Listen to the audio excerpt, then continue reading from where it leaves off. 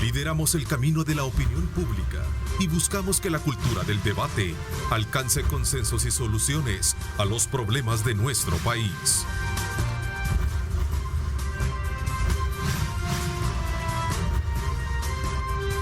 Diálogo con Ernesto López. Martes 13 de octubre, bienvenidos. Un placer enorme saludarles a ustedes. Para Grupo Megavisión es un placer estar con ustedes desde muy temprano, llevándoles, por supuesto, la información pertinente ocurrida en nuestro país y el mundo entero.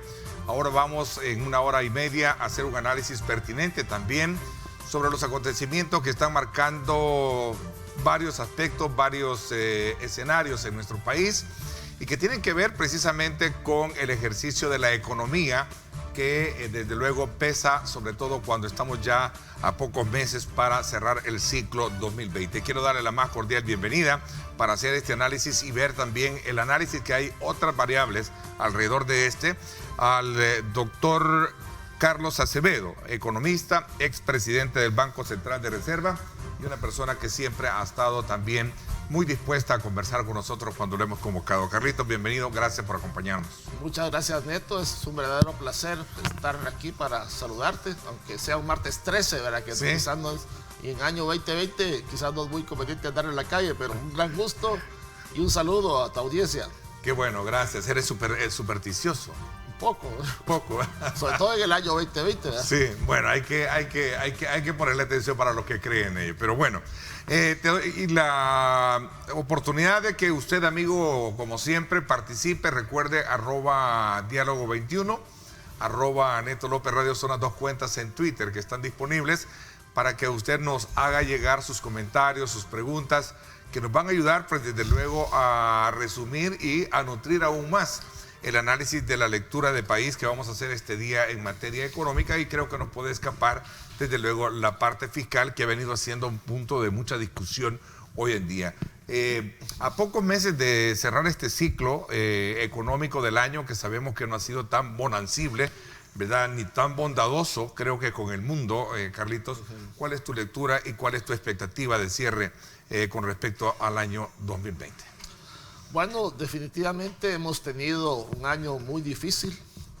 A nivel mundial es el peor año desde la gran depresión del siglo pasado. La pandemia, la peor pandemia global también en 100 años. En el caso específico de El Salvador tenemos el peor desempeño económico desde el 81, cuando se inició el conflicto bélico, o sea, el peor año en 30 años de historia económica, y esto nos ha pegado en todos los aspectos económicos y obviamente esto repercute también en lo social. Así que un año muy, muy complicado. Y si bien creo yo, tal vez podemos ahondar luego, las últimas cifras económicas indican que tal vez no va a ser tan duro como se pensaba hace unos meses, definitivamente es el peor año desde el 81.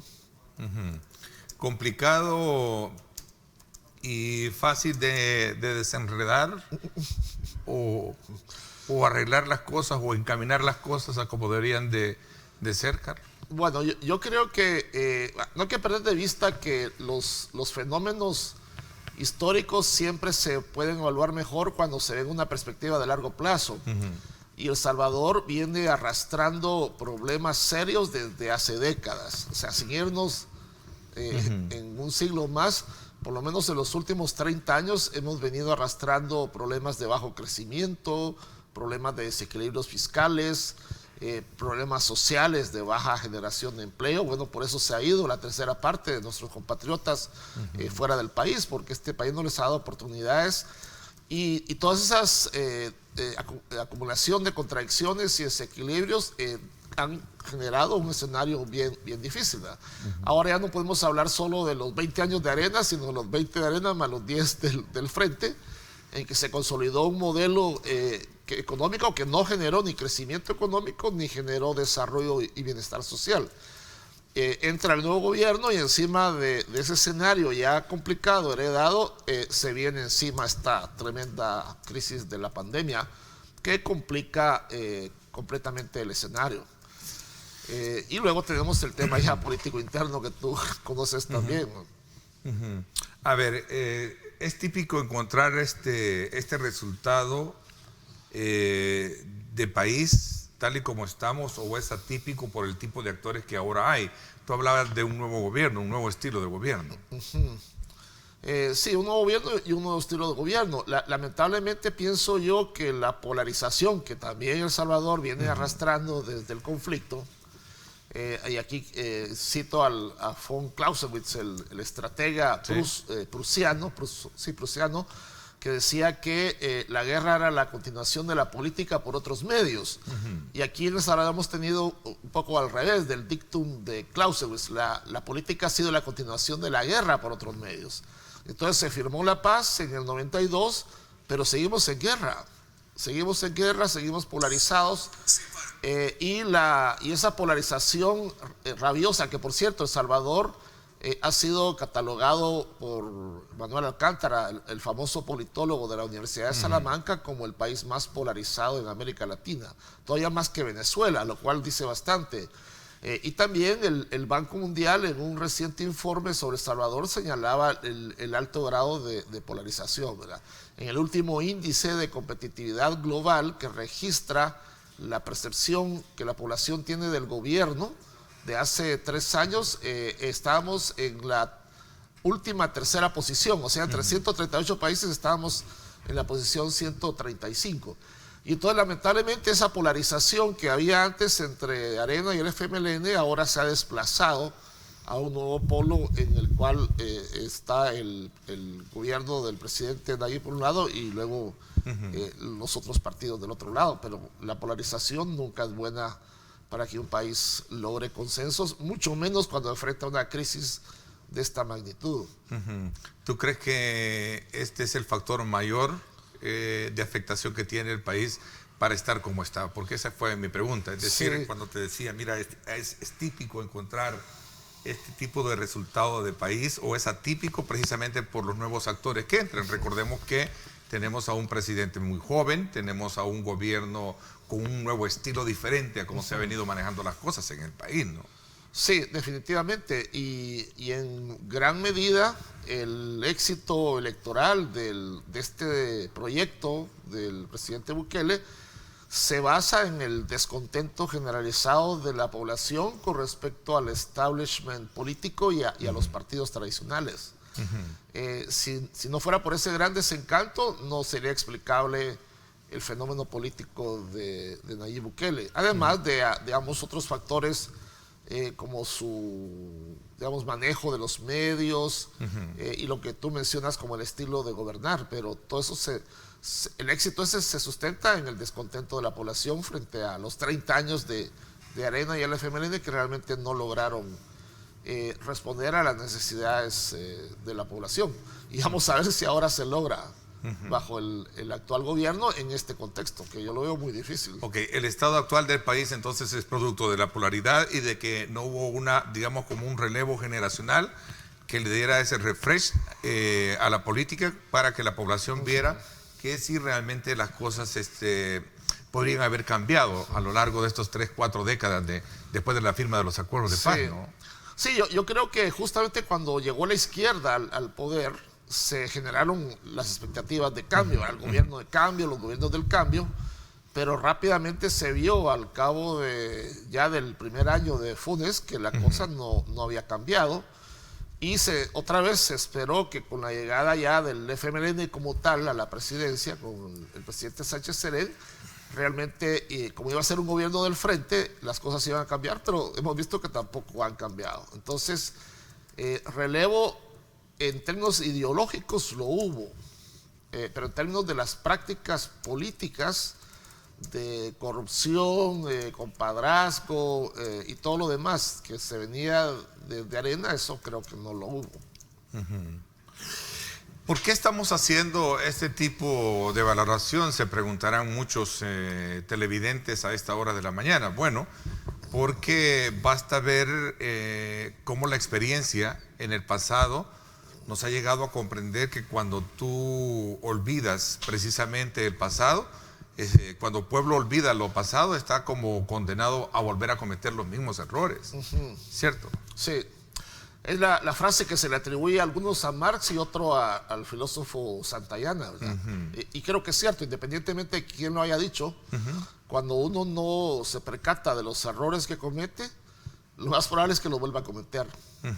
Y con las sociedades y los pueblos ocurre lo mismo, ¿verdad? Y otro elemento para poder aprender de la conversación que tenemos esta mañana contigo es que la economía no está desligada de la política, ni la política de lo económico, ¿no? Ambos son, digamos, concordantes, ¿eh? No, desde luego, y eso es interesante porque por varias décadas la economía como que se separó de la política. En los padres fundadores de la economía política en el siglo XVIII, ellos no consideraban que la economía pudiera deslindarse de la política. De hecho, ellos se autodefinían como economistas políticos, ¿verdad? Adam Smith, David Ricardo, Stuart Mill. Luego se separó la economía de la política y luego ya más recientemente, hace como unos 30, 40 años, ya otra vez se ha generado el consenso de que la economía política de la política económica es algo inseparable, ¿verdad?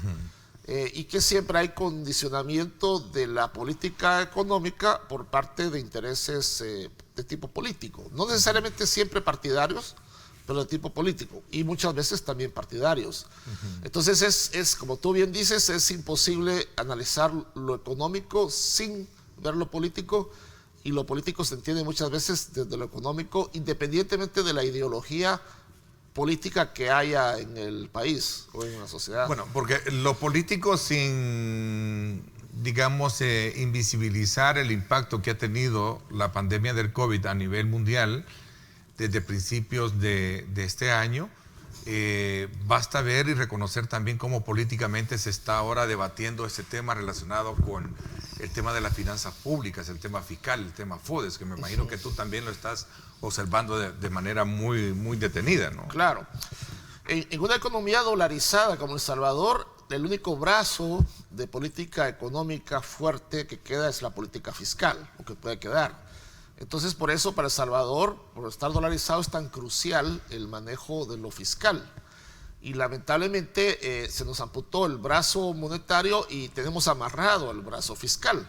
Entonces, bueno, tú ya has escuchado, la deuda pública este año va a terminar cercana al 90% del PIB, que es en este momento que recuerde yo el endeudamiento más alto en América Latina, o sea, un endeudamiento muy fuerte, con un déficit fiscal de 11% este año.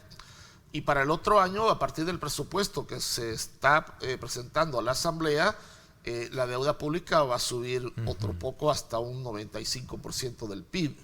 Con el crecimiento económico que tenemos, esos niveles de deuda a mí me parecen muy difíciles de manejar, por no decir inmanejables, pero démosle el beneficio de la duda, de que se puede manejar, pero es un gran reto manejar esos niveles de déficit fiscal y de deuda en un escenario económico de bajo crecimiento a nivel nacional y en una economía global que todavía no se recupera del todo, ¿verdad? Ni probablemente se va a recuperar. Aun cuando haya vacuna pronto, yo pienso que el próximo año todavía va a estar lastrado por el impacto o las secuelas de la pandemia. Entonces, no va a ser un año normal económicamente a nivel global. Para hablar de recuperación. Sí, y eso nos pega a nosotros también.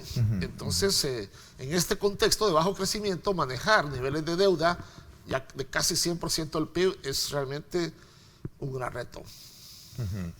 Esta discusión sobre el FODES y la falta de recursos en el Estado es entendible desde qué punto de vista, político, electoral, o es que verdaderamente se puede pensar de que teniendo una partida de presupuesto ya plenamente aprobada el año pasado, son recursos que ya están plenamente apartados para por ley ser entregados a las alcaldías? Porque esa es la esencia de todo el tema. Yo te soy sincero, yo siempre he sido un poco escéptico del FODES. Desde que el FODES, me parece que cuando se inició el FODES la asignación era del 6% de los ingresos corrientes para las alcaldías. Claro. Y entonces eso se ha ido subiendo hasta el porcentaje actual. Se le da más. Se llegó al 8 y después llegamos al 10%. Al 10%. Entonces, yo creo que, bueno, el principio de darle dinero a las alcaldías está bien, pero además de darles dinero, hay que darles la capacidad administrativa de usar bien ese dinero.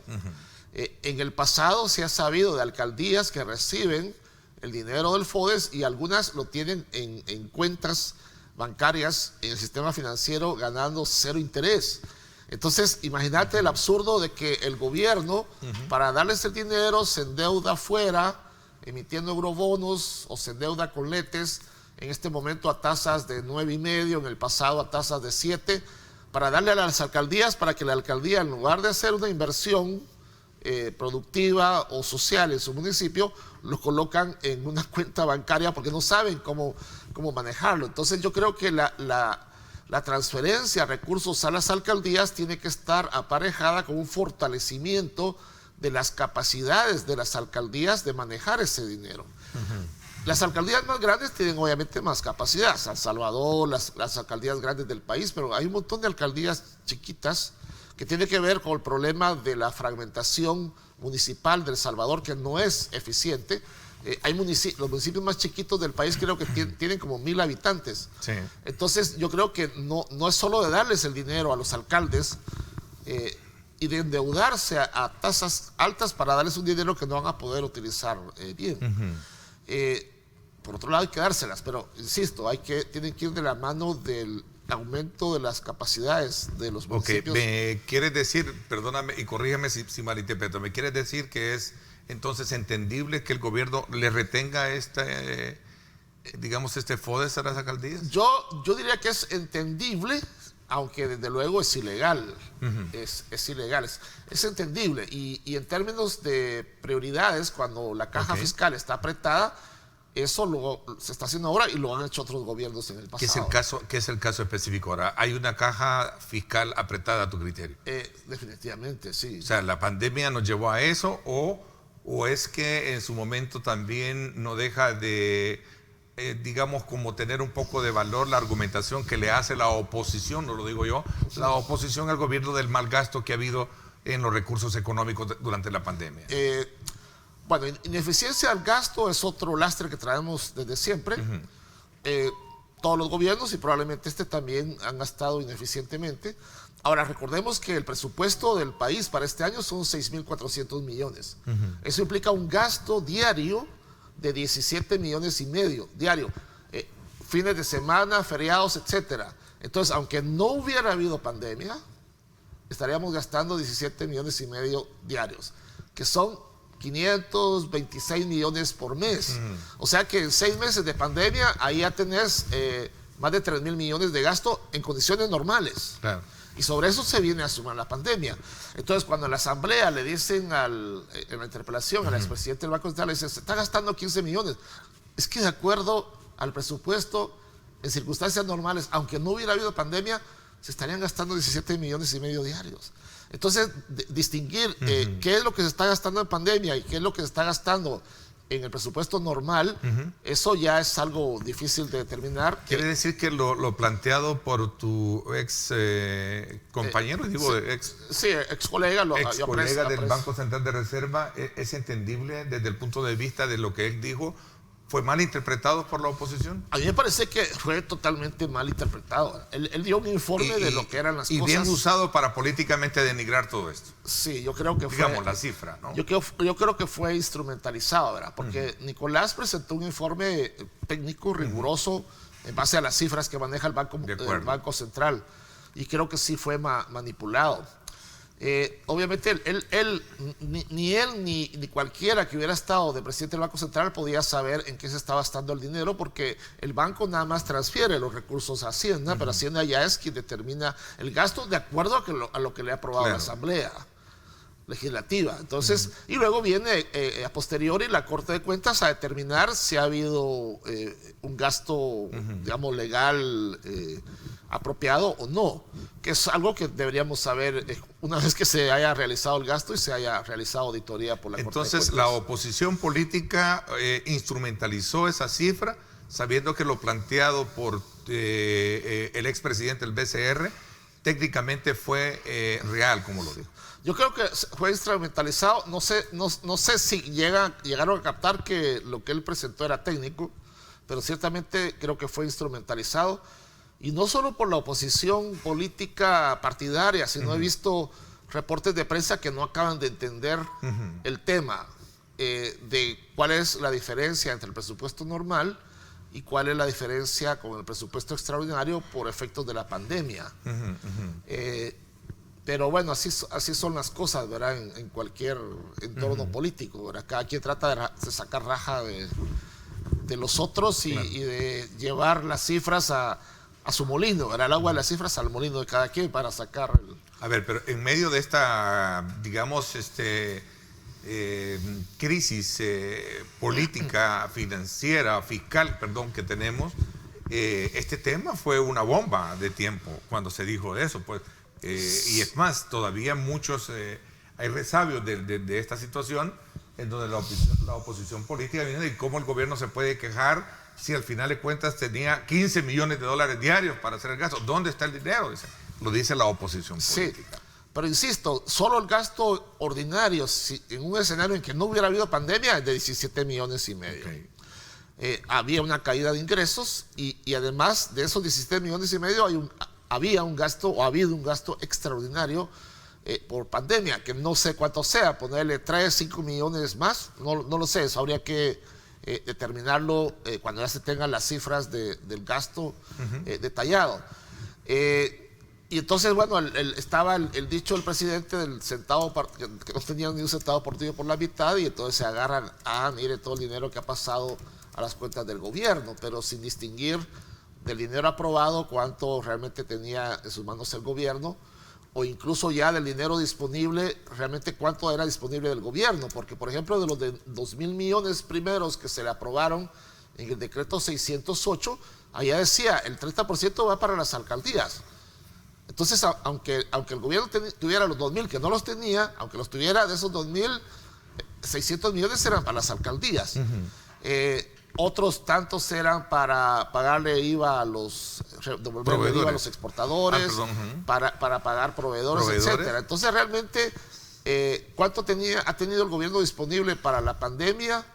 Realmente es una fracción de lo aprobado, que ahorita creo yo es difícil determinar, pero que ciertamente no son los 3,000 millones que se le autorizaron en esos famosos dos decretos, ¿verdad? El 608.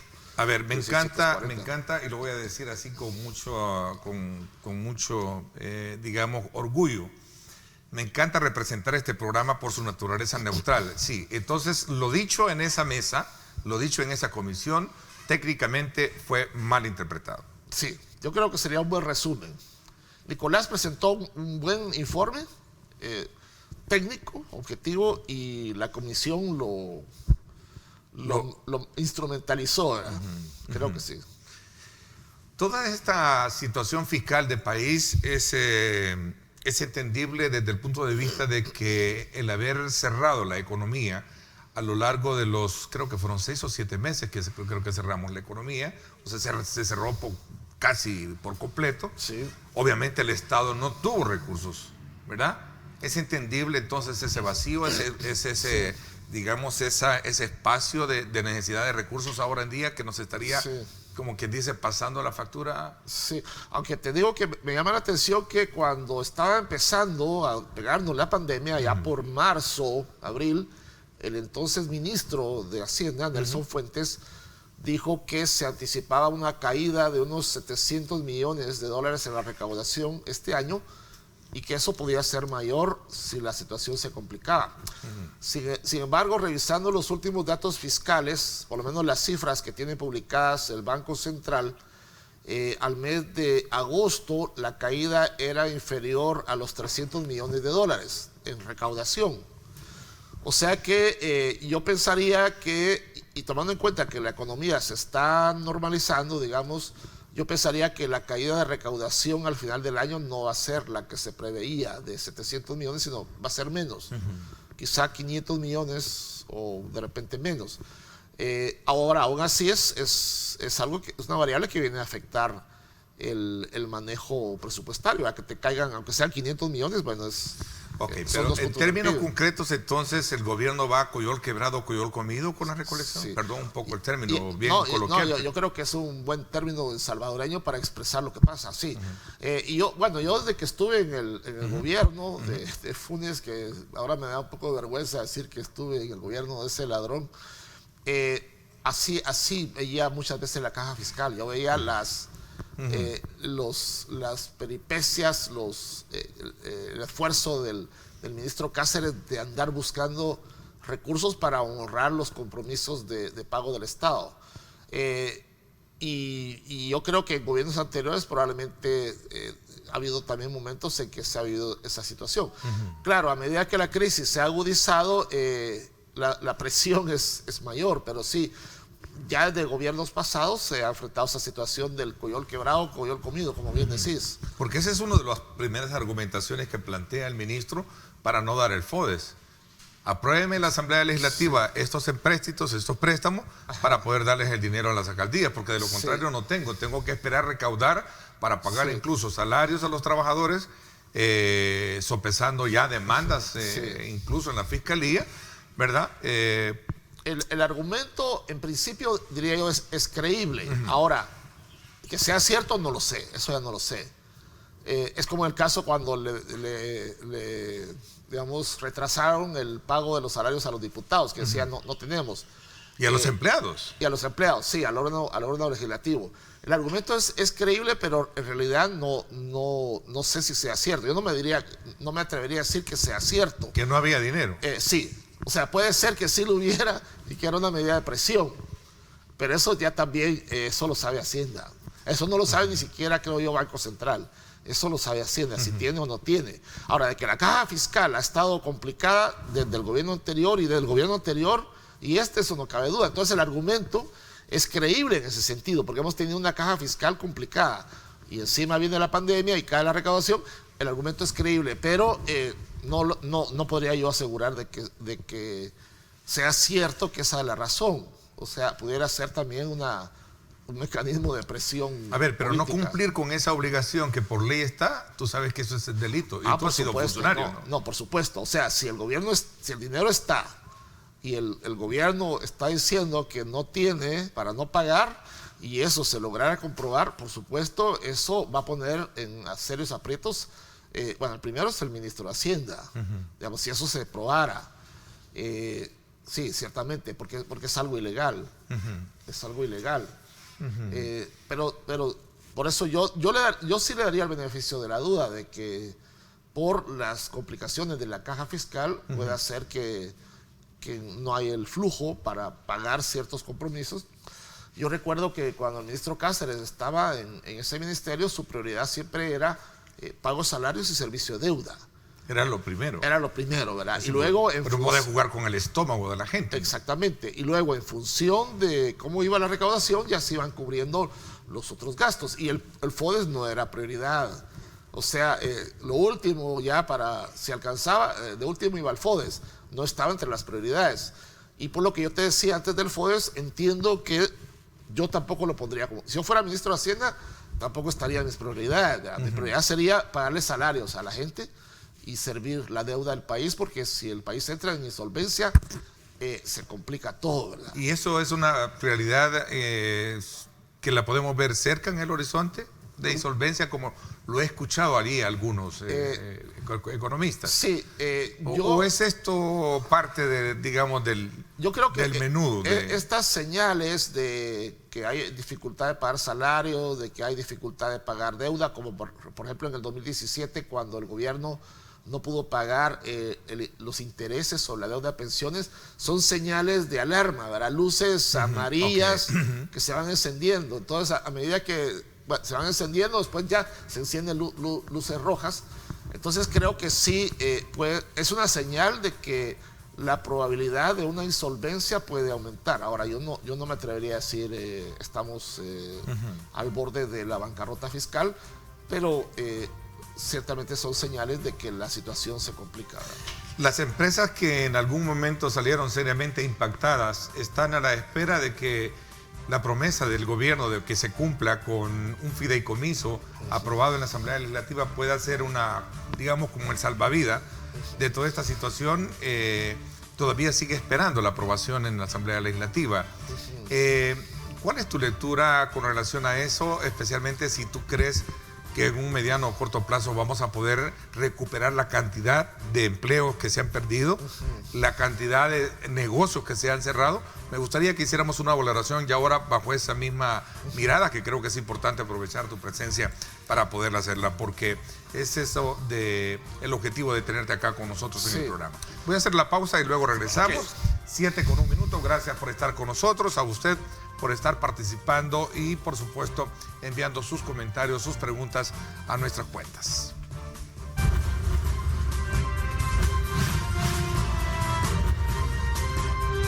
Diálogo con Ernesto López. Estás viendo Diálogo con Ernesto López.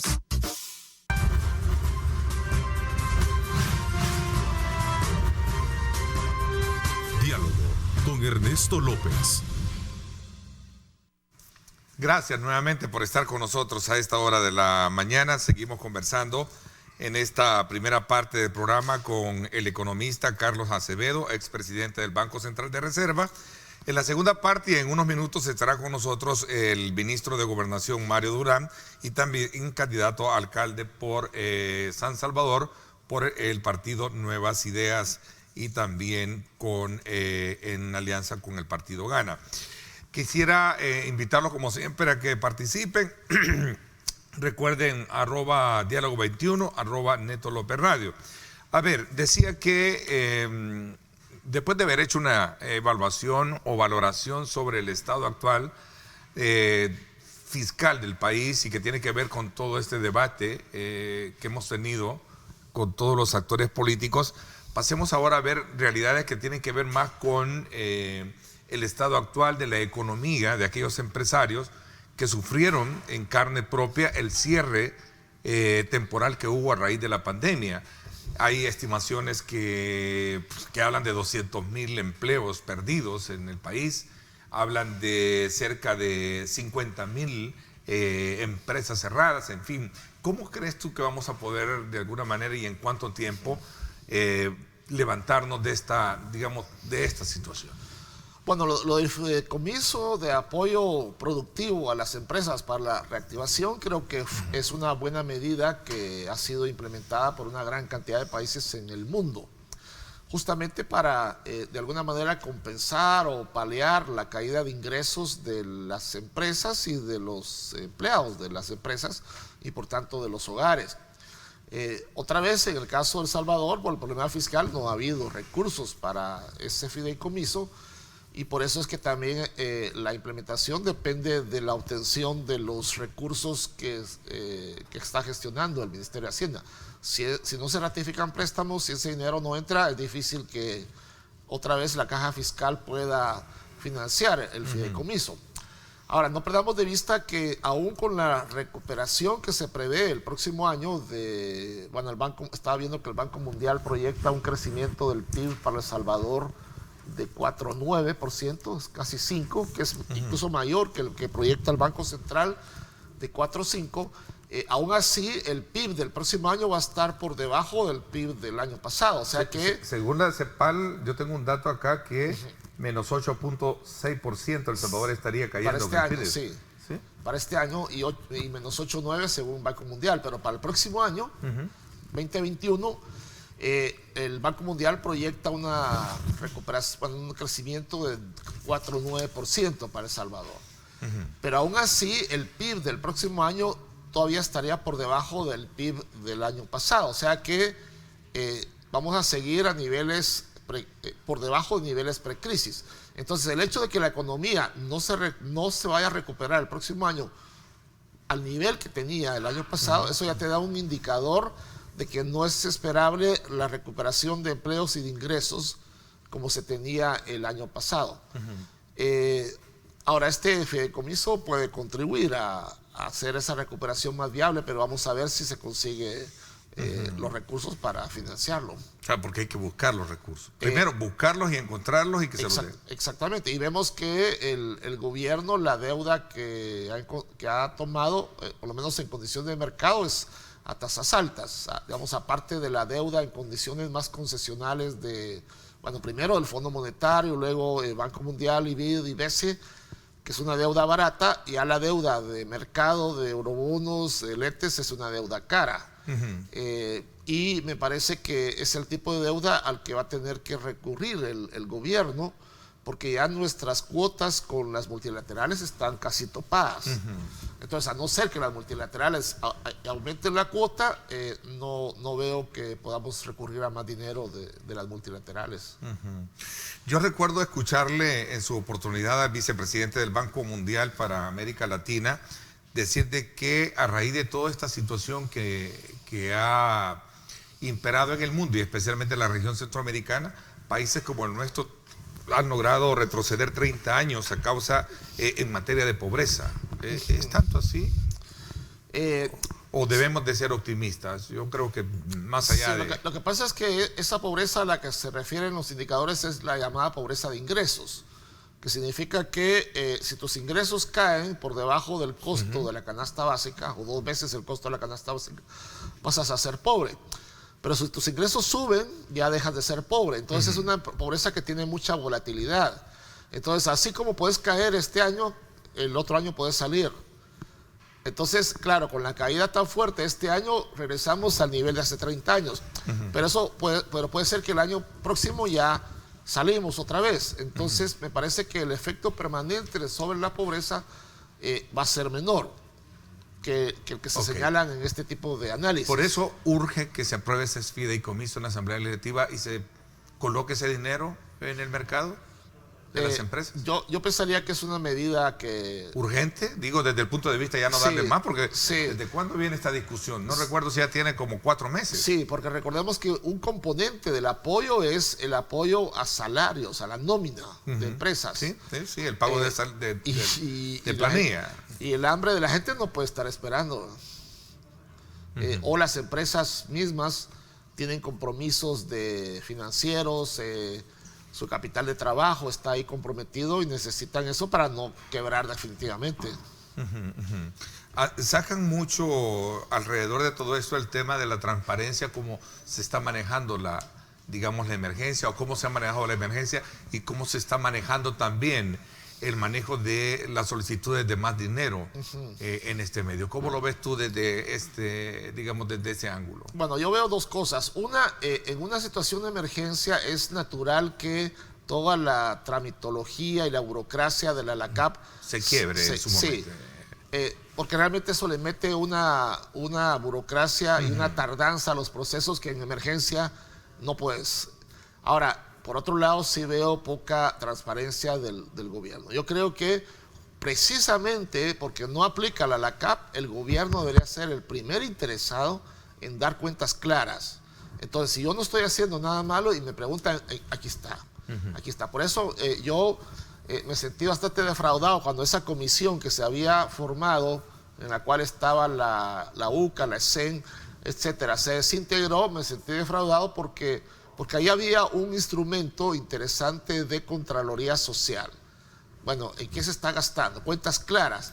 Y eso le da mayor credibilidad al gobierno. Claro, porque no lo dices tú, lo dicen otros. Claro, entonces que eso se desintegre, que cada vez que la sociedad le pide cuentas al gobierno, el gobierno sale enojado, burlándose, etcétera, atacando, no es una buena señal. No es una buena señal. Y la transparencia es clave en circunstancias normales y en una emergencia todavía más. Entonces yo sí veo un gobierno bastante opaco, que es, bueno, otra vez característica institucional del país, pero se esperaría que este gobierno nuevo, etcétera, debería de tener una actitud diferente. ¿Tú has visto algún plan anticrisis económico en esta situación? No, yo no lo he visto. Eso no quiere decir que no. O nos sorprendió la pandemia. Obviamente nos sorprendió, a todo el mundo sorprendió, pero rápidamente viste en otros países que se armaron. Activaron inmediatamente, sí. ¿no? Entonces aquí hemos visto medidas buenas desde el comienzo, pero un plan como tal yo no lo he visto. Ahora, eso no quiere decir que no exista, pero yo no lo he visto. Ok. ¿Ves a mediano o corto plazo la necesidad de establecer un patrón de presión fiscal que pueda cambiarnos un poco, llamémosle, apretarnos más el cincho, como dicen ustedes los economistas? Sí. Ya se habla de un cambio, por la culminación mismo de los 5 años del CES, que fue el impuesto económico para ayudar a resolver el problema de la seguridad, sí, que concluyó ya creo que este año, y que se espera que pues desde luego se suba a un 8% para aquellas empresas que ganen arriba de los $500,000 en ingresos anuales. Ese es solo un eslabón, digamos, de otros aspectos que se podrían visualizar a partir de la situación como le hemos descrito, Carlos. Sí. La realidad siempre se impone. O sea, uno como gobierno puede decir voy a hacer esto, voy a hacer lo otro, voy a aprobar endeudamiento, lo que sea. Supongamos que en las elecciones del próximo año el gobierno logra control de la asamblea con mayoría calificada. O sea, entre nuevas ideas y gana logran los 2/3. Pueden aprobar el endeudamiento que quieran. Pueden decir vamos a aprobar $10,000 millones. Pueden aprobar lo que sea. Esa es una cosa. La otra cosa es que los mercados les digan quieren vender 10,000 millones, se los vamos a comprar. Eso es otra cosa. Entonces, en una situación fiscal como la que El Salvador tiene, yo veo cada vez más difícil que los mercados estén dispuestos a comprarnos deuda, por lo menos a tasas que podamos pagar. Entonces, ahí se va a imponer la realidad. Entonces, ahí es o te ajustas o esto colapsa. Ahora, mi gran interrogante es cuál es la opción de ajuste que va a seguir este gobierno. Ahí no me atrevería a decir. Bueno, ellos ahorita han dicho que no va a haber ajuste de impuestos y por lo visto que tampoco ha habido ajuste de gastos, pero a la hora en que se impone la realidad, contra el muro de la realidad, uno ya no puede hacer nada. Yo solo te puse un ejemplo del caso del CES, pero no porque realmente hay que imponerlo, sino porque concluyó a sus 5 años como era la vigencia que se hizo cuando se aprobó, ¿no? Sí. Yo esa medida en concreto de subirlo al 8%, yo sí la apoyaría, pero eso no va a bastar para el ajuste fiscal que el país necesita. Entonces va a haber que buscar otras medidas, todas costosas políticamente y todas dolorosas, y eso le va a repercutir en la popularidad del presidente. Entonces, a ver, pero elevar una carga tributaria en el país no sería como el último golpe de suerte para los empresarios que están... Sí, ahora, o la elevas, o la elevas en el sentido de que logras un ajuste, o el país quiebra, y el costo sería mayor. Entonces, es como cuando te muerde una culebra el brazo y tienes que amputarte. No me quiero amputar. Sí. Bueno, si no te lo amputaste, morís. ¿Qué querés? ¿Morir con el brazo, con el brazo completo, o vivir sin un brazo? Esa es la situación. Entonces, decir, no, yo quiero morir con el brazo completo. Bueno, está bien. El tiempo se nos está yendo. ¿Qué conclusiones tendrías tú de lo que hemos conversado? ¿Y qué lección podemos aprender de lo que hemos conversado esta mañana contigo en tu calidad de economista, Carlos? Bueno, una conclusión es que obviamente tenemos la realidad económico-fiscal más crítica que el país ha enfrentado, yo diría, desde el conflicto. Claro, en el conflicto estaba la ayuda norteamericana. Entonces, la situación. Ahora, para enfrentar eso necesitamos consensos nacionales como nunca los ha tenido el país, ni siquiera con los acuerdos de paz. Entonces, si no logramos esos consensos, yo veo difícil que vayamos a salir de esta coyuntura. Y es lo que menos creo que encontramos hoy en día. Hay una polarización tremenda, ¿verdad? Pero tal vez ya cuando estamos al borde del precipicio se logren los consensos, ¿verdad? Esperaría. Sí, alguien me decía el día de ayer, ¿sabes lo que me preocupa? Que no veo un interventor, es decir, como un intermediario, alguien que diga, vengan, ¿verdad? Sentémonos y platiquemos. Sí. Parece ser que no lo hay. Porque en los acuerdos de paz está toda la intermediación internacional, ¿verdad? Y al final de cuentas todo eso, en primer lugar, el gobierno actual no cree en eso. Y no me lo estoy inventando yo. Sí. No me lo estoy inventando Yo creo que lo cuando la celebraron. embajada le habla al oído del presidente, ahí sí escucha. Bueno, pero hoy las cosas como que son diferentes, ¿no? Te agradezco mucho, ya no sigamos hablando del tema pero me quedé todavía con el sabor de seguir conociendo todas aquellas variables que están alrededor del tema económico y que lo menos que podemos dejar esta mañana es ese sabor positivo para muchos empresarios que se levantan, abren las puertas de sus empresas, reciben a sus empleados para seguir adelante. Yo esperaría que el país cambie y que se logren esos consensos que tú decías para superar esta situación en la que nos encontramos, Carlitos. Te agradezco mucho que me hayas aceptado la invitación de venir a conversar sobre este importante tema como es qué hacer con cómo está la economía y cómo salir de la situación de crisis que a lo mejor podamos tener. Siempre es un gusto estar aquí. Muchas gracias a ti por la invitación. Gracias, Carlitos. Nos vamos a la pausa. Cuando regresemos, el ministro de Gobernación y candidato a la alcaldía por San Salvador por Nuevas Ideas estará con nosotros también hablando de temas importantes de la capital y del país. Nos vamos a la pausa.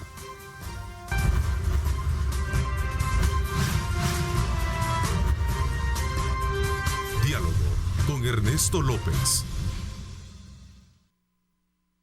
Estás viendo Diálogo con Ernesto López.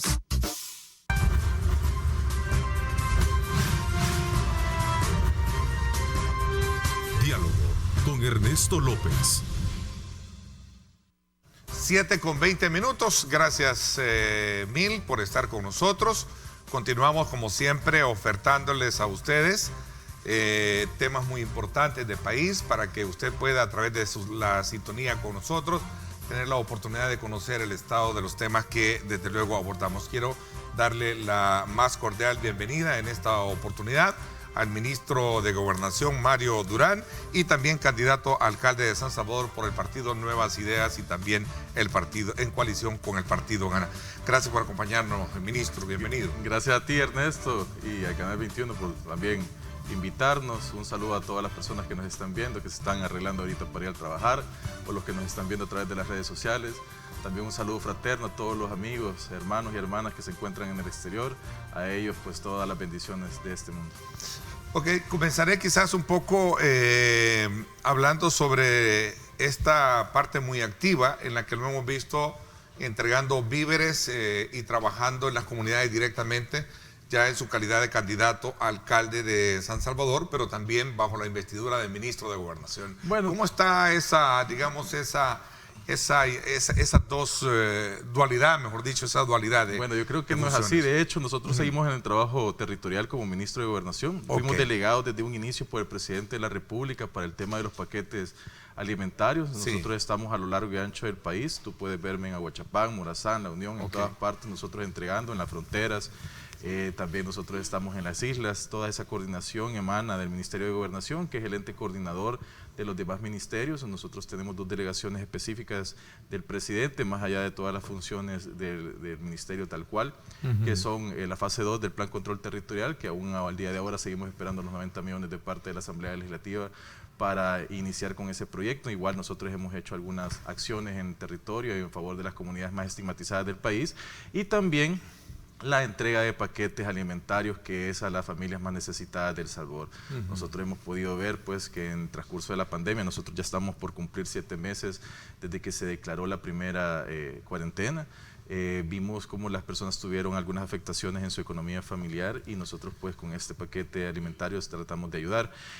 Una de las situaciones que siempre nos han dicho las personas a donde llega este paquete es que es una bendición, que realmente nunca un gobierno se habría preocupado por alimentar al pueblo salvadoreño, lo cual para nosotros es así. Nosotros lo hemos podido ver que antes, pues, la gente se despreocupaba de estos temas. También en el transcurso de estos viajes al interior del país, a Oriente, la parte de las riberas del río, las comunidades que se asientan a las riberas del río, también en las comunidades más metropolitanas, que es donde hay mayores asentamientos de las personas que en tiempo de la guerra migraron a la ciudad. Hemos visto cómo Amanda y Cristóbal tuvo también bastantes estragos, y bueno, esta situación que vivimos en esa época, que fue la doble emergencia nacional. De hecho, aquí estábamos el día... Sí, recuerdo que estábamos aquí y vimos en cómo pleno temporal, el ¿no? ministro de la Defensa, tus cámaras lo captaron en plenas calles de San Salvador, sobre una lancha, ¿verdad? Prácticamente rescatando a las personas a través de ella, y bueno, la Asamblea Legislativa determinó que no había habido ninguna emergencia, y también la Sala de lo Constitucional, las personas que viven a las riberas de los ríos, las comunidades más vulnerables, saben que sí hubo, y estas personas han sido las favorables. Entonces, perdón, Mario, entonces sí, habría que dejar bien en claro la separación, que no hay chaleco político electoral, sino más bien la investidura del ministro de Gobernación. Nosotros no nos encontramos todavía en tiempos electorales. De hecho, nosotros no hemos hablado sobre el tema, eres tú la que lo traes a cuenta, pero claro, muy específicamente nosotros seguimos trabajando como lo hemos venido haciendo desde el principio. Y lo traigo a cuenta porque es lo que por lo menos se percibe, pero lo que sucede es que ahora se lo quieren ver con otros ojos, pero nosotros el trabajo territorial es precisamente en específico el trabajo de mi ministerio, que es el Ministerio de Gobernación y Desarrollo Territorial. ¿Cuándo piensas nosotros estamos precisamente en todas partes? Y entrar a... ¿Cómo lo establece la ley? Ernesto, nosotros tenemos determinado a finales de noviembre que nos vamos a despojar de nuestro cargo. El presidente de la República, cuando nos inscribimos para alcaldes, tuvimos conversaciones y él me dijo, mira, quisiera que continuáramos trabajando porque el ministro de Gobernación es fundamental en el trabajo que se está realizando a nivel territorial y con la coordinación con los demás ministerios. Entonces vamos a ver que se pueda extender este periodo hasta donde determina la ley. Y en esa ocasión, pues ya pues, y yo con gusto, pues, porque un llamado del presidente de la República también se acata, ¿verdad? Y el trabajo que nosotros hemos venido haciendo, lo hemos venido haciendo de manera muy coordinada, y hay un trabajo fuerte, fundamentado, ¿verdad? Con todas las instituciones que representan también la Comisión Nacional de Protección Civil, que es otro de mis cargos. Entonces, había que continuar y vamos a hacerlo de la mejor manera hasta el último momento, ¿verdad? Por eso es que trabajamos mañana, tarde y noche, y las personas nos pueden ver 24/7 en función de la ciudadanía. Ok, interesante. ¿Cómo caló este señalamiento y esta denuncia que tu adversario político, el ministro el alcalde de San Salvador, Ernesto Mason, en su momento hiciera acerca del conflicto detrás del bloqueo del relleno sanitario, ¿no? En la que te mencionó directamente? Bueno, la verdad es que el candidato Mason está lleno de contradicciones realmente. Él es una persona que un día dice un tema, otro día dice otro.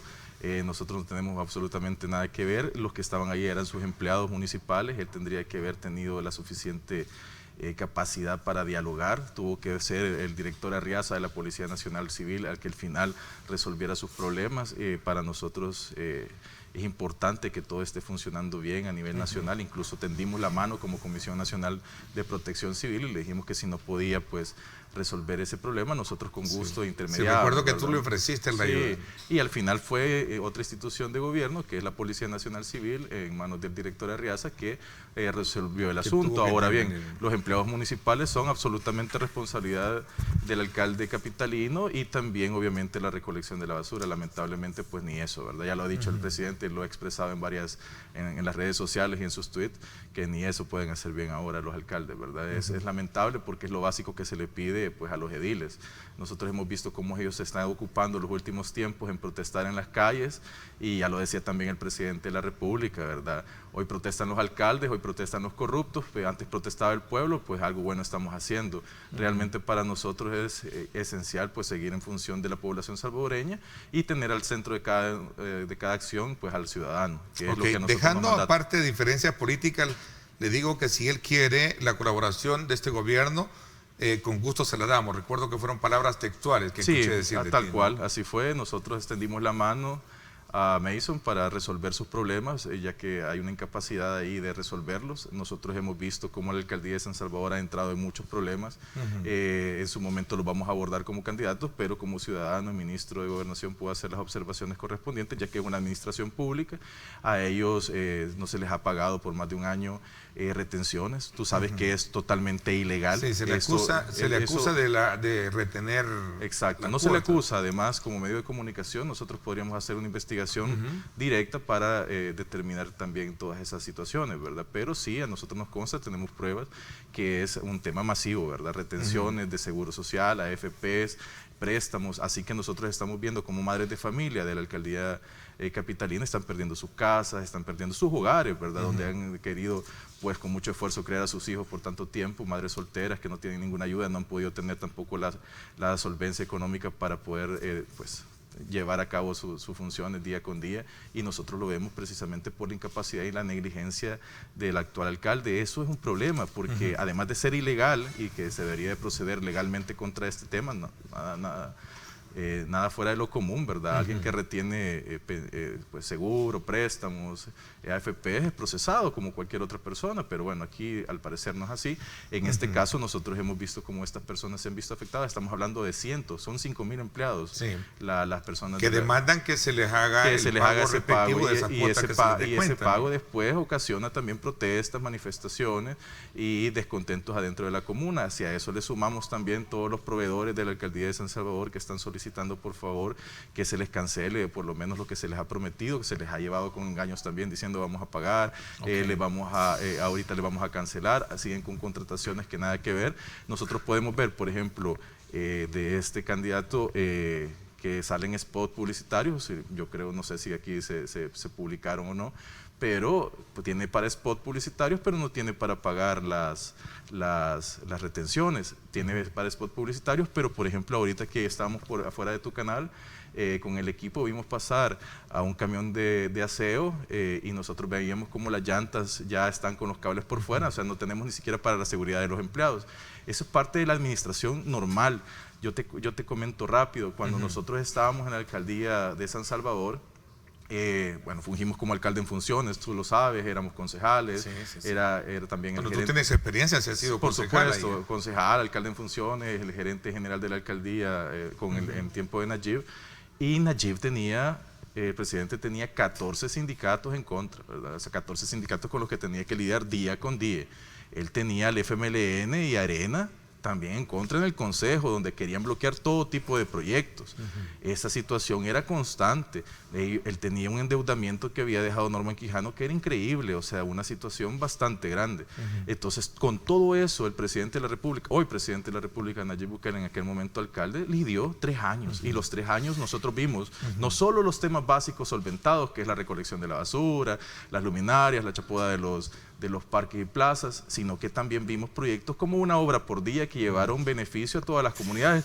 Hoy esas canchas que ahora andan pintando en la actual administración son canchas que se realizaron en la época del presidente Nayib Bukele. Después nosotros vimos cómo cambiamos las luminarias en San Salvador. San Salvador 100% iluminada. Pasamos de tener una planta de 27.000 luminarias a 35.000 luminarias y todas LED.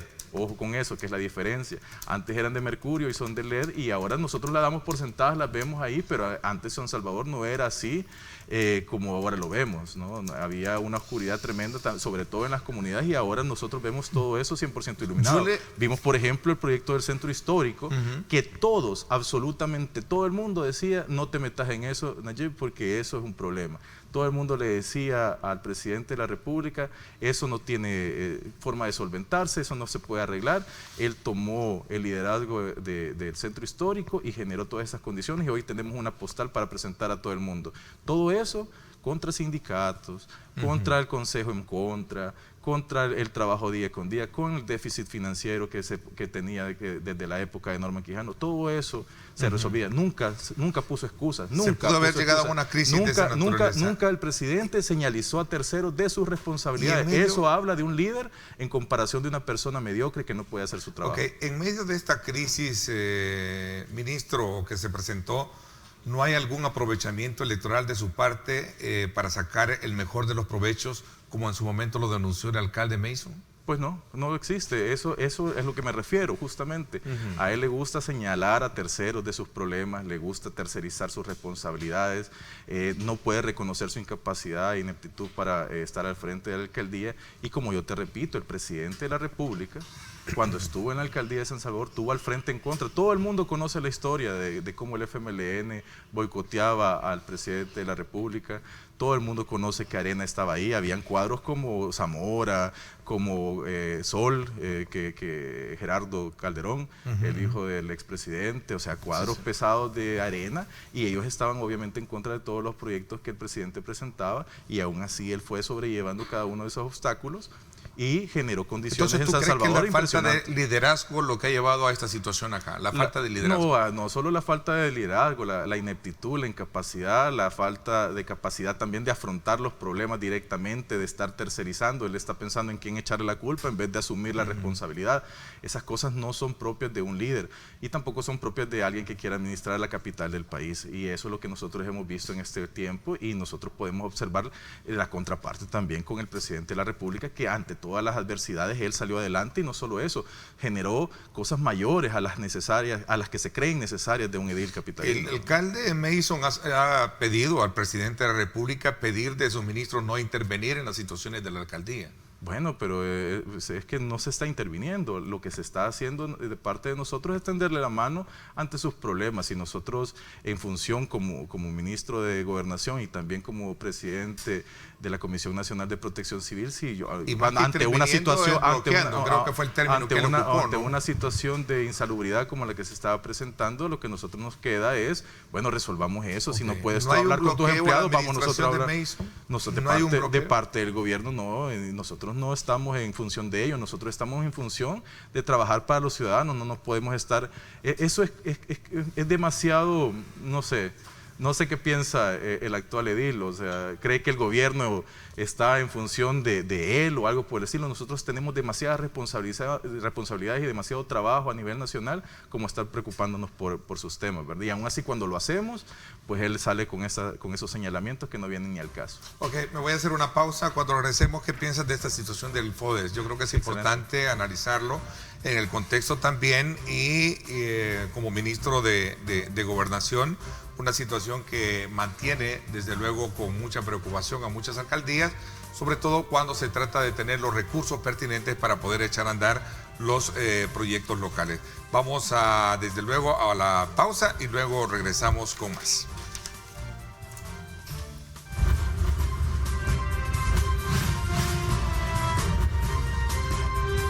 Diálogo con Ernesto López. Estás viendo Diálogo con Ernesto López.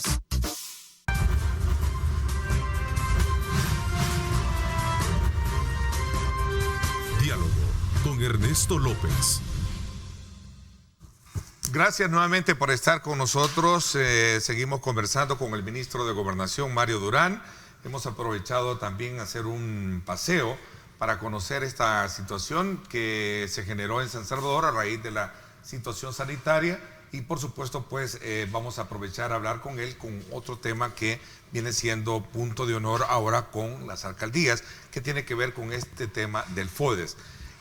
Las alcaldías han denunciado, han demandado precisamente el incumplimiento de una ley, como es el tema de la designación del 10% que le corresponde al FODES. ¿Cuál es la lectura, ministro, que tiene usted con relación? Bueno, en palabras del presidente, antes salían a protestar la gente, ¿verdad? Los ciudadanos. Hoy salen a protestar los alcaldes, hoy salen a protestar los corruptos.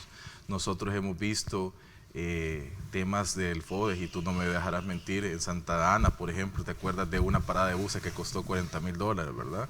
Que se fue anunciado con bombo y platillo, ¿verdad?, por parte de la edil, y así muchísimas obras que nosotros hemos ido viendo a través de estos últimos años, en la que precisamente el FODES fue utilizado para hacer obras sobrevaloradas, ¿verdad? Nosotros vemos con pena cómo ahora los alcaldes pues hacen uso de las calles para protestar en contra de un gobierno que lo que ha hecho es mantener a flote este país y ha estado siempre del lado de la gente. ¿Qué pasa con ellos? Ellos están interesados obviamente en conseguir estos fondos para campañas electorales, todos lo sabemos, para nadie es un engaño.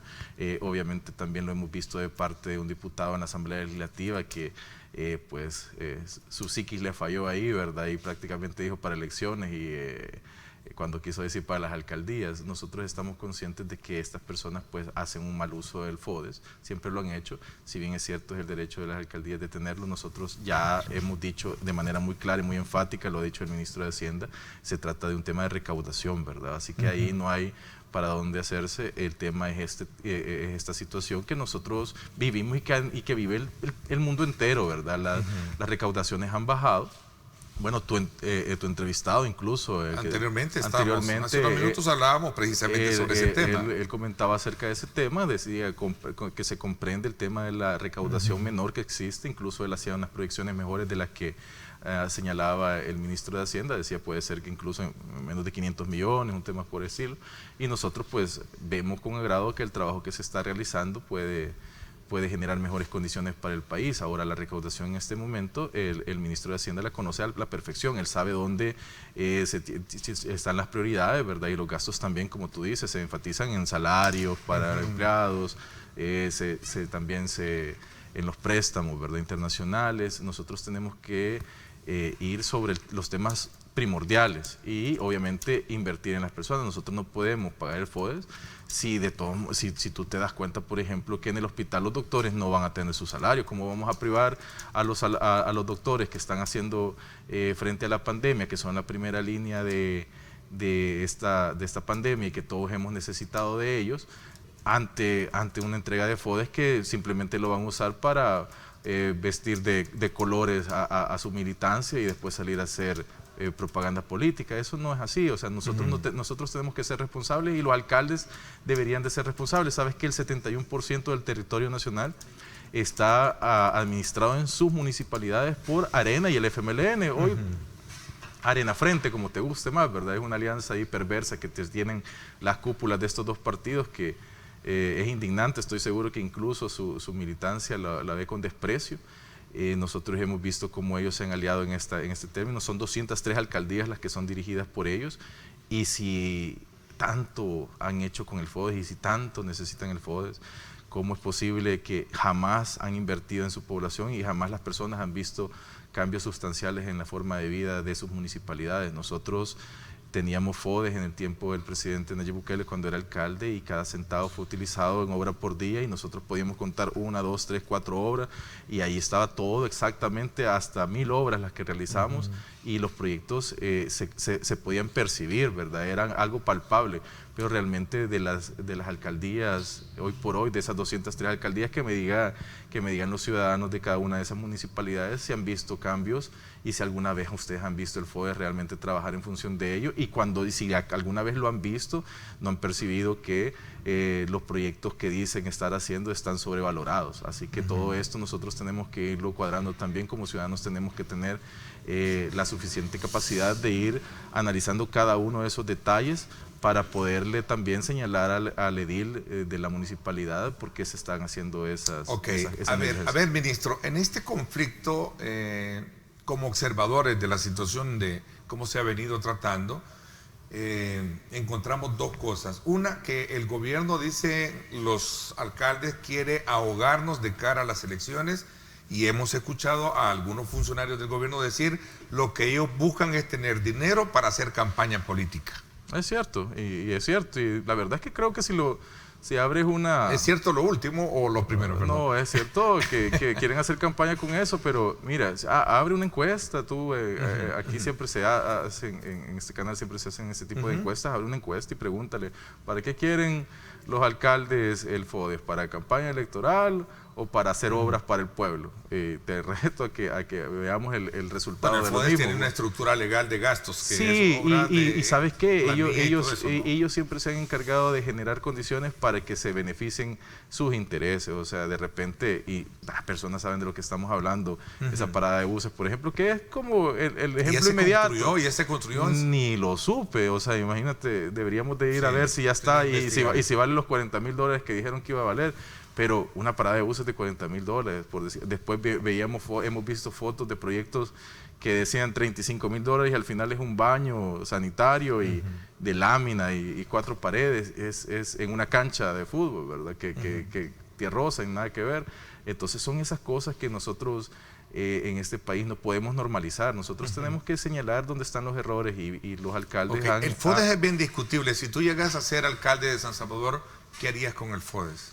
Bueno, ¿qué harías del FODES? El FODES se irá en su momento para obra por día, ¿verdad? Nosotros vamos a retomar los proyectos del presidente Bukele. Nosotros vamos a hacer y continuar con el legado del presidente. ¿No crees que necesitaría una reforma por todo lo que estás hablando? Es decir, de que se ocupan en obras que a lo mejor no tengan la prioridad. Por supuesto, y vamos a tener una... A eso me refería. Es decir, tú como alcalde tienes el FODES Sí. por ley que se te otorga el 10%. Yo creería que debe ser mejor regulado también. Nosotros por suerte tendremos en la Asamblea Legislativa a una bancada bastante amplia de nuevas ideas, de eso estoy seguro, y en ese momento nosotros vamos a proponer también, cuando estemos en la Alcaldía de San Salvador, le vamos a proponer a esa Asamblea que nos ayude precisamente a regularlo para que todas las alcaldías del país haga de ese FODES obra precisamente en favor de la población salvadoreña. Ok, ¿hay algún proyecto en específico que se tenga desde el Ministerio de Gobernación donde se logran estructurar ese tipo de, digamos, como políticas públicas que definen las alcaldías, bueno, en este caso a través de Gobernación, pero ahora no tenemos esa figura no establecida hoy en día?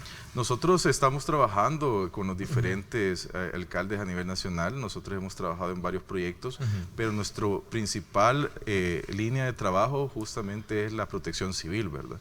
Y para eso nosotros obviamente hacemos inspecciones también, le decimos a la alcaldía, miren, aquí se necesita un muro de contención. Muchas veces esos muros no llegan, la población salvadoreña se ve afectada por la falta de proyectos en función de ellos, de parte de las alcaldías, y eso lo saben perfectamente todas las personas que han necesitado de una obra municipal y que no se ha realizado, saben de lo que estamos hablando. Esto pues lo hemos dicho desde el Ministerio de Gobernación, pero también la protección civil en todos sus ámbitos es lo que nos ocupa a nosotros junto con las alcaldías, porque forman parte del Sistema Nacional de Protección Civil. Por eso es que nosotros giramos instrucciones a todas las municipalidades a nivel nacional, a las 262 alcaldías, cuando hay emergencias, ¿verdad? Bueno, por cierto, entiendo, y aprovechando estos últimos minutos que nos quedan, se está preparando el 5º simulacro nacional de evacuación. El 21. Pero, sí, del 21. Pero yo quiero sumar un poquito a esto, un elemento que está despertando mucha inquietud, y es este número elevado de casos de COVID que se están experimentando. Sé que ustedes como Protección Civil también están concordando, concatenando esfuerzos con el Ministerio de Salud para poder de alguna manera también contribuir a que esto no vaya a representar una segunda... Haciendo un poco de historia, cuando nosotros iniciamos con las emergencias, nosotros declaramos emergencia nacional por COVID, fue la primera alerta que se dio. Precisamente por eso te hago y la pregunta. Y ahí inició todo lo que es, bueno, continuó porque ya se había montado. ¿Te parece si para que hablemos, hago una pausa? Porque me gustaría que dejáramos este mensaje muy claro para la población, para que sigamos acatando las recomendaciones y evitemos que haya una segunda oleada, creo que es lo correcto, ¿verdad?, de casos, y que esto nos vaya a venir a complicar más. Perfecto, adelante. Me gustaría hacer esto para ya ir un poco al cierre de la presencia del ministro de Gobernación, con quien hemos repasado estos temas muy importantes esta mañana de día martes. Vamos a la pausa y regresamos con más.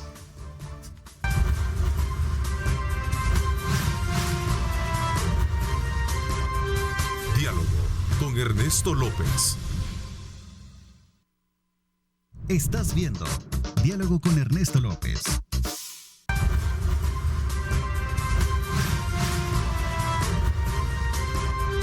Diálogo con Ernesto López. Gracias nuevamente por estar con nosotros. A propósito de las últimas cifras dadas por el COVID, hemos tenido en las últimas semanas un incremento de casos. Esto de alguna manera está despertando ciertas inquietudes, ciertas preocupaciones por parte del Ministerio de Salud, siempre bajo la línea de acatar las recomendaciones. Pero antes de irnos al corte hablábamos de que Protección Civil siempre ha estado también a la par y concatenando esfuerzos de advertencia de cómo controlar una situación que Dios no quiera se nos pueda disparar a raíz de los descuidos que pueden haber al no tomar las medidas pertinentes. Ahí tenemos, por ejemplo, la actualización última de esta situación nacional del COVID-19, ministro? Sí, nosotros desde Protección Civil pues somos un ente coordinador, ¿verdad? Somos parte de la Comisión Nacional de Protección Civil, a la cual yo presido, y también como Ministerio de Gobernación nosotros somos coordinadores de las diferentes instituciones de gobierno, entiéndase los diferentes ministerios también, y entonces nosotros tenemos pues, obviamente un papel preponderante en la administración de cada una de estas emergencias. Hemos visto con preocupación cómo ha subido el número de casos, es una realidad, nosotros podemos verlo, ahí están los datos, nunca se les hemos ocultado a la población salvadoreña, por eso hay que hacer un llamado importante a que nosotros sigamos acatando las medidas de prevención, ¿verdad? Obviamente, bueno, aquí habíamos 2 personas que vivimos el COVID de primera mano y no es una situación que sea agradable, ni mucho menos. Nosotros tenemos que saber que esta enfermedad mata, ¿verdad? Y sobre todo hay personas, un sector bastante vulnerable al que hay que proteger. Nuestros adultos mayores también tienen que tomar en cuenta cada una de estas medidas, y nosotros como hijos tenemos que estar muy pendientes de eso, y obviamente tampoco podemos descuidarnos, ¿verdad? Claro, porque solo un promedio, dice acá, Salud alerta que alza de casos puede indicar un repunte de COVID. Por suerte. Un promedio de 100 casos nuevos ha puesto en alerta al gobierno e investigadores sobre un posible rebrote de y por suerte, si dentro de esto cabe la palabra, es que nosotros ahora, a diferencia de gobiernos anteriores, tenemos un sistema de salud mejorado. Nosotros no solo hemos invertido en infraestructura en estos últimos meses, sino que también en capacitaciones, en más médicos, en más medicamentos, en abastecernos lo suficientemente bien para enfrentar también esta pandemia. Hemos visto también cómo ahora nosotros pasamos de tener 35 UCI, por ejemplo, y el presidente ya lo ha hecho ver, que eran 35 UCI para todo el país, y ahora tenemos 2.000, ¿verdad? Una cosa que para nosotros es sumamente valioso, porque tenemos una capacidad mayor de afrontar esta enfermedad. Por eso también el presidente en las redes sociales, en Twitter, estaba él comentando de que ahorita, si bien es cierto, hay un rebrote, también nosotros podemos decirle al pueblo salvadoreño, tenemos suficiente capacidad en el sistema de salud para responder a este rebrote. Ahora bien, hay que hacer que eso se aplane, ¿verdad? Hay que hacer eso de manera inmediata. Nosotros como Sistema Nacional de Protección Civil ya estamos trabajando en ello, y también el llamado a la población que nos acompañe, porque de esto tenemos que salir todos unidos y fortalecidos, ¿verdad? Yo sé que una pandemia como la que hemos vivido en El Salvador, pues no tiene una referencia histórica inmediata. Hemos vivido tal vez la emergencia más grande de todos los tiempos, o por lo menos tiempos modernos, y a eso le sumamos también todo lo que vimos con Amán de Cristóbal. El Salvador ha vivido fuertes problemas en este último año, pero es este gobierno el que junto con la población salvadoreña ha hecho frente a esto, y de esa manera nosotros vamos a seguir, ¿verdad?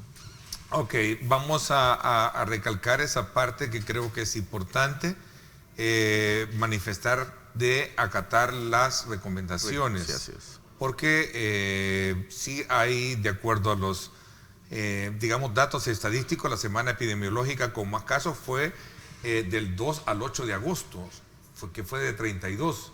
Sí. Estamos hablando de 2, 3 meses atrás, pero hemos venido en ese nivel de ascendencia. Sí, y veníamos hacia abajo, ¿verdad? Pero de repente creo que a veces uno se puede generar una falsa sensación de seguridad y bajar la guardia. Ahí nosotros está. tenemos y tú mira cómo veníamos en descendencia, mira. Era bastante pronunciado, una desaceleración bastante importante. Claro. Ahora bien, ahí hay unos repuntes que indican que también nosotros nos hemos descuidado, tal vez nos acomodamos un poquito.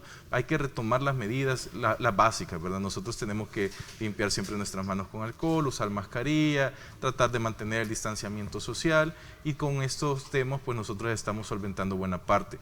También ya lo decía el presidente, los clústeres son bastante fundamentales. Nosotros sabemos que, por ejemplo, a tu persona y a mí ya nos dio COVID-19, digamos que podemos hacer un clúster. Podemos hacer un clúster, y aquí podemos estar un poco más seguros, sí. Pero cada quien tiene que ir viendo en la medida de las condiciones que le rodean, tiene que ir sentirse buscando, seguro. Sí. Así es. Tiene que ir buscando. A ver, a 50 días de inicio de diversas actividades, algunos investigadores dicen de que es importante ponerle atención a esa situación.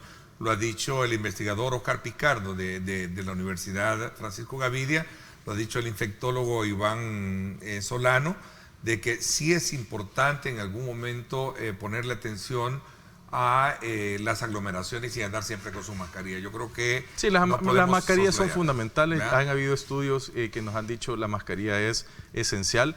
Recuerdo cuando en un principio de la pandemia al presidente le señalaban y le criticaban la oposición porque había solicitado que las personas usaran cualquier tipo de barrera, obviamente nariz y boca, ¿verdad? Y que si tenía sus posibilidades también las mascarillas que hoy se han vuelto comunes, ¿verdad? De uso común. Pero hablaban de que habían contras en el uso de la mascarilla, pero ya los estudios han demostrado que es la mejor barrera, ¿verdad? Si usted usa mascarilla, incluso si la otra persona no lo tiene, ya existe una barrera, y si los dos la tienen, todavía el nivel de esa barrera aumenta más. Así que nosotros vamos a seguir usando mascarilla, vamos a seguir limpiándonos las manos con alcohol, enjabonándonos bien, o sea, sigamos las recomendaciones, mantengamos la distancia social y sigamos estas recomendaciones que son básicas. Un corte de lo que venimos hablando acá entre nosotros. ¿Cuándo entra esa campaña electoral? Terminando el mes de noviembre, es lo que establece la ley. El presidente nos solicitó mantenernos hasta ese momento y bueno, aquí seguimos acompañando el gobierno. 27 de noviembre. El 27 de noviembre te pones ya los colores, bueno, ya el chaleco directo de Nuevas Ideas, bueno, en coalición. Nosotros no necesitamos el chaleco, lo llevamos por dentro. Es una forma de trabajar, una forma de actuar. Exacto, ya de campo. Lo estoy haciendo un poco peyorativo en esa parte. Y en coalición con Gana. Nosotros tenemos una coalición con Gana, efectivamente, y una amplia alianza también ciudadana y con otras instituciones también.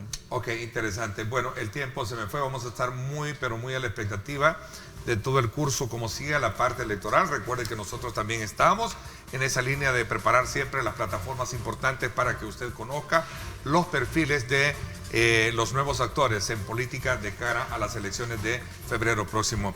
Ministro, gracias por haberme acompañado esta mañana. Gracias a ti, Ernesto, y un fuerte abrazo también a todas las personas que nos están viendo a través de este programa y un fuerte abrazo también a todos los hermanos, hermanas en el exterior. La diáspora para nosotros es fundamental, es importante siempre recordarlos y también trabajar por ellos. Un fuerte abrazo a ustedes y a todos sus familiares. Ok, les agradecemos a cada uno de ustedes el que hayan estado muy atentos con nuestros temas de hoy. Creo que es importante nuevamente remarcar la necesidad de no bajar la guardia. Hay que el COVID mantenerlo siempre controlado y la mejor forma es usando alcohol y por supuesto su mascarilla, ¿verdad? Y evitando la aglomeración. Eso es todo. Así es, gracias, pásenla bien y como siempre recuerden lo más importante, amar a Dios sobre todas las cosas. Lideramos el camino de la opinión pública y buscamos que la cultura del debate alcance consensos y soluciones a los problemas de nuestro país.